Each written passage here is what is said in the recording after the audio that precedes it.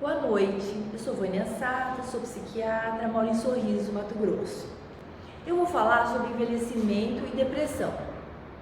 Envelhecimento não é sinônimo de tristeza e depressão. É claro que nessa época existem muitas perdas. Normalmente a pessoa se aposenta, se não se preparou bem, às vezes tem perdas financeiras importantes. A mulher entra na menopausa, podem perder companheiros, familiares, amigos.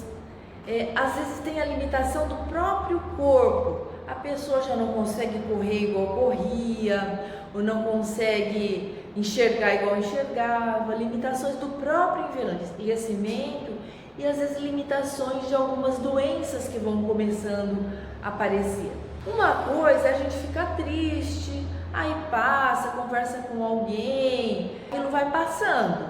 A outra coisa é uma tristeza que não passa, aquela falta de esperança, chorar facilmente, e isso não é por um dia ou outro, são semanas, meses e às vezes até anos a pessoa fica e achando que isso é normal, com essa falta de esperança, às vezes alterações no sono, tanto para mais como para menos. A pessoa às vezes dorme muito pouco ou dorme demais, alterações do apetite, às vezes ficando totalmente sem apetite, não se alimentando, não tendo força para se organizar e fazer a própria alimentação, às vezes comendo demais, compulsivamente, uma irritabilidade, um nervosismo, uma falta de paciência, uma ansiedade e muitas vezes um isolamento, se isola, as pessoas que cercam, vê que aquela pessoa não era desse jeito, ela era diferente, as pessoas notam que a pessoa está diferente, às vezes não tem nem força para procurar ajuda, ou para procurar comprar uma comida, então fica às vezes muito comprometido tudo.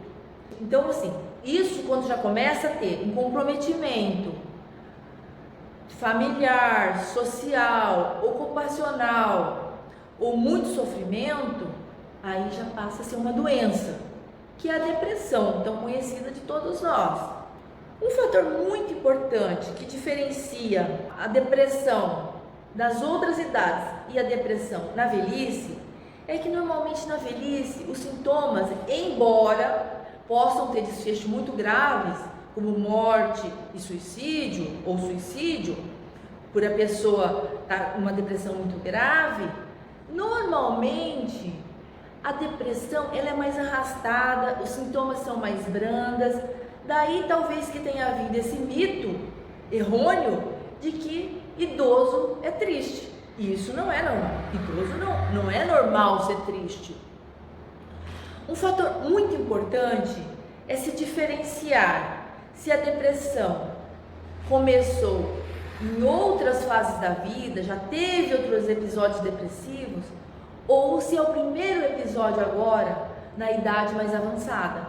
Porque se é o primeiro episódio, tem que estar muito atento a esmiuçar algum fator de outras clínicas.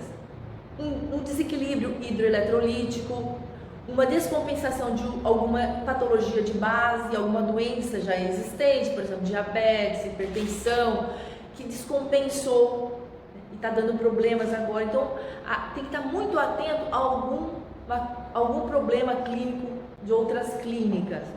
Agora, se a pessoa já teve outros episódios depressivos, você precisa tratar e tratar muito bem, visando a recuperação da pessoa. Fazer o tratamento no tempo certo, com as doses adequadas de medicamento e cuidado, né, além de todo o cuidado da família. Outro fator muito importante que se deve ter cuidado é com as interações medicamentosas. Por quê? As medicações elas interagem umas com as outras.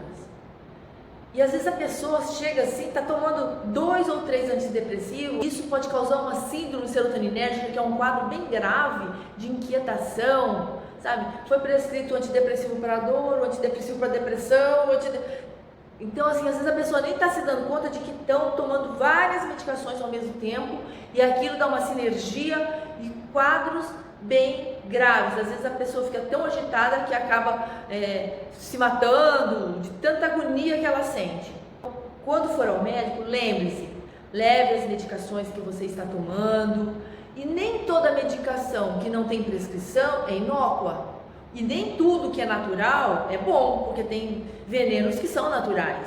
Isso é muito importante de ter esse cuidado. Não descuide disso, de tomar remédio sem prescrição, de misturar um remédio com outro, isso causando coisas muito importantes.